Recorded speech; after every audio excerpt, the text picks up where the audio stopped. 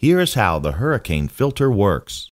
The liquid flows into the housing through a tangential entry and is channeled between the outer housing and the inner housing wall. The inner wall rises from the base to just below the top of the housing, so that liquid must flow around and then over the inner wall before entering the cartridge filtration area.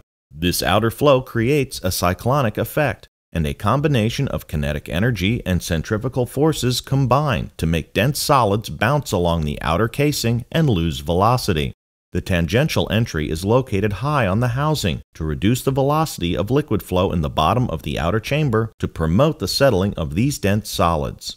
Many of the dense solids settle into the outer chamber, thus extending filter cartridge life. There's a separate drain in the housing to bleed off this sediment either manually or with an automatic timed valve.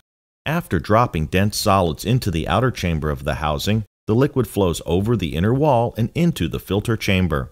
The cyclonic effect of the flow continues into this chamber, and it further loses velocity as liquid flows around the filter cartridges. This creates a very even loading of the cartridges and further extends cartridge life. The flow around the filter cartridge creates a flutter effect, which causes particulates to bounce along the surface of the filter before being trapped. This further improves filter cartridge life by ensuring even loading of the filter element.